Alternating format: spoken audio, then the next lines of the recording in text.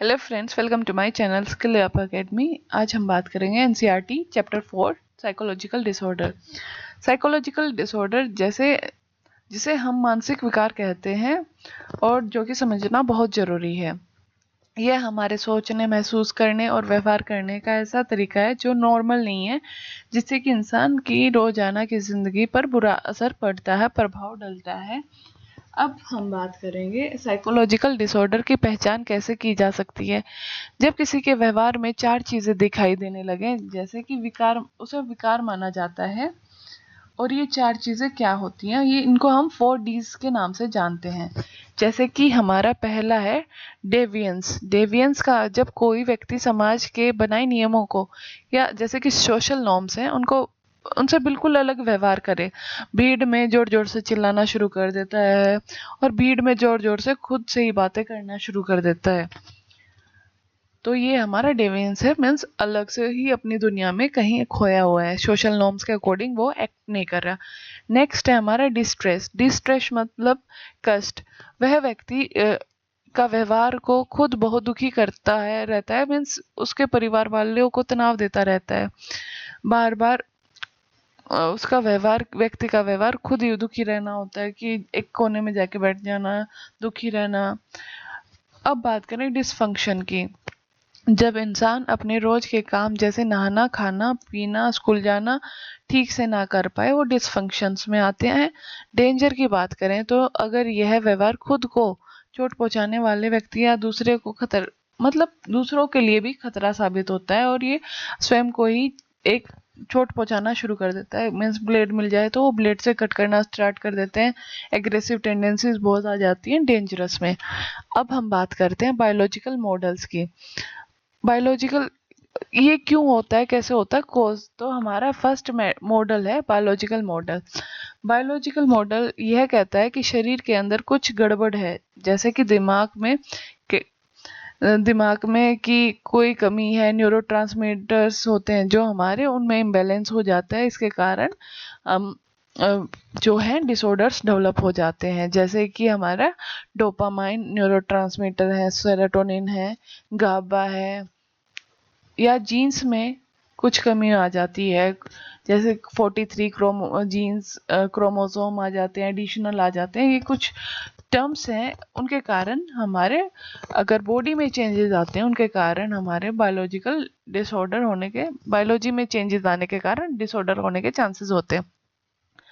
Next हम बात करें साइकोलॉजिकल मॉडल। यह हमारे मन और अनुभव पर आधारित रहते हैं, जैसे कि बचपन में कोई बुरा अनुभव हुआ है, ट्रॉमेटिक सिचुएशन आई है, या सोचने का तरीका गलत है, जैसे कि बाढ़ आ जाना, भूकंप आ जाना, किसी के पेरेंट्स एक्सपायर हो जाना। तो वो एक अनुभव है जिसके कारण आपके जो स्वभाव है, बिहेवियर है, उसमें चेंज आना स्टार्ट हो जाते हैं।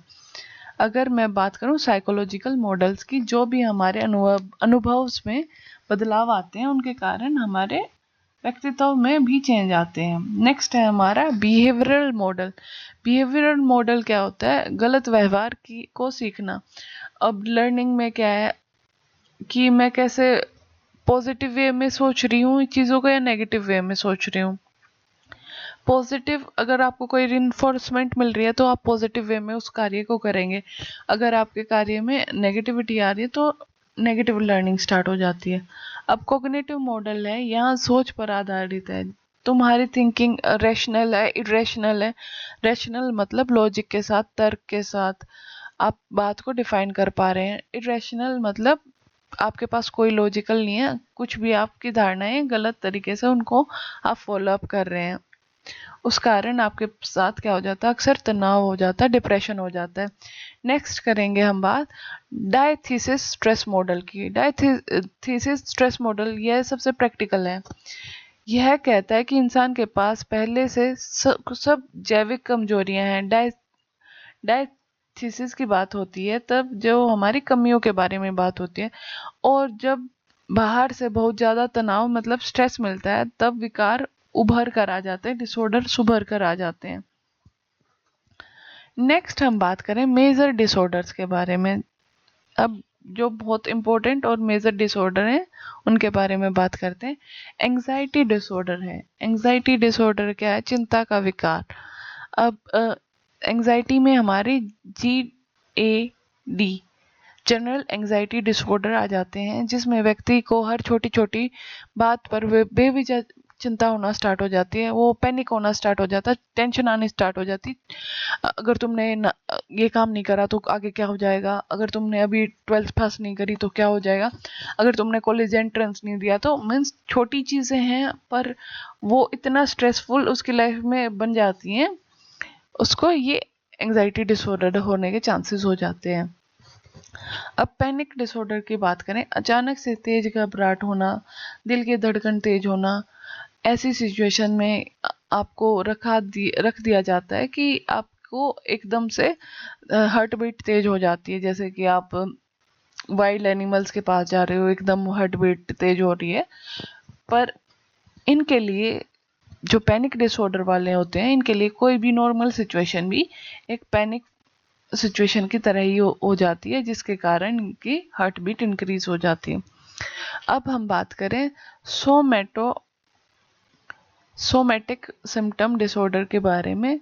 बिना जैविक कारण के शरीर में लक्षण महसूस करना, मतलब अगर आपके शरीर में कोई बीमारी नहीं है फिर भी आपको लग रहा है कि नहीं मेरे साथ तो ऐसा हो रखा है, आपके पेट दर्द नहीं है पर आपको एक्चुअल में ऐसा लगता है कि नहीं मेरे पेट में दर्द है और मेरे साथ अलग अलग चीज़ें हो रही हैं, मतलब साइकोलॉजिकल रीजन है आपके पास बीमारी का, और फिजियोलॉजिकल आप ठीक हो, आपके कुछ नहीं हो रखा। डिसोसिएटिव डिसऑर्डर्स में क्या होता है, यहाँ पहचान मतलब आप भूल जाते हैं आपकी क्या पहचान है, आप अलग अलग चीज़ों में आप अपनी आइडेंटिटी चेंज करना स्टार्ट कर देते हैं।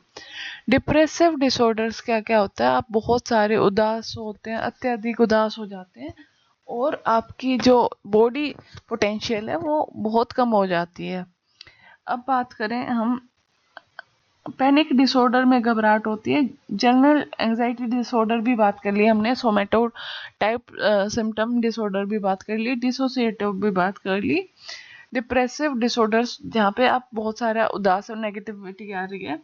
अब फोबिया है, डर लगना। फोबिया का मतलब होता है किसी चीज़ से डर लगना, जैसे कि ऊंचाई से, पानी से, छिपकली से, जरूरत से ज्यादा डर लगना। एक तो होता है लिमिट, मतलब ठीक है आप जा रहे हो हल्का सा डर लग रहा, पर एक्सट्रीम डर लगना वो आते हैं हमारे फोबिया में।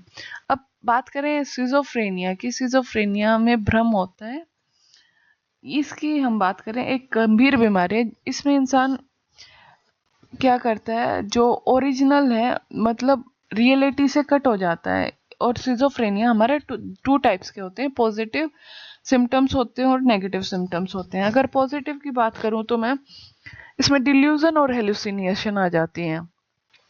गलत धारणाएं, डिल्यूजन मतलब गलत धारणाएं बनाना स्टार्ट कर देते हैं कि मेरे को लग रहा है यहाँ पे कुछ है, और हेलुसिनेशन में ऐसी चीज मतलब ऐसी चीज सुनाएंगे या दिखाई देंगी जो असल में है ही नहीं, वो रियलिटी से बिल्कुल ही कट ऑफ हो गए हैं।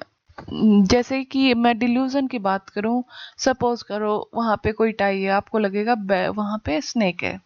और मैं हेलुसिनेशन की बात करूं, आप बात कर रहे हो अभी एट प्रेजेंट किसी एक्टर से, एक्ट्रेस से, हेलुसिनेशन की आपके साथ बैठ के वो चाय पी रहा है। अगर मैं बात करूं नेगेटिव सिम्टम्स की, कुछ कमी होना, जैसे कि कम बोलना, एलोगिया, भावनाओं को कम रखना, मतलब आपके इफेक्ट बहुत कम हो जाते हैं, आप ज़्यादा मूड्स भी नहीं शो कर पाते हो, मतलब कि आपकी जो स्माइल करना हो तो वहाँ पे भी आपका न्यूट्रल फेस रहेगा। नेगेटिव में चीज़ कम हो जाना और हमारे पॉजिटिव में चीज़ ज़्यादा ऐड हो जाना, कि आप साइड में भी एक्ट्रेस के साथ चाय पी सकते हो। और नेगेटिव में क्या होता है कि आपकी जो स्पीच है वो बहुत कम हो जाती है, कम बोलना स्टार्ट कर देते हो, और जो भी आपके इमोशंस हैं वो ख़त्म होने लग जाते हैं, आपकी फीलिंग्स। अब बात करेंगे हम ADHD। ADHD क्या होता है, attention deficiency hyper disorder.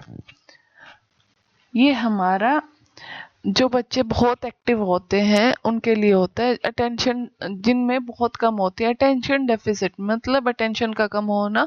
Hyper active, वो बहुत ज़्यादा एक्टिव होते हैं, ये उन बच्चों के लिए है। इसके अंदर हमारे ऑटिज्म स्पेक्ट्रम डिसऑर्डर्स भी आते हैं।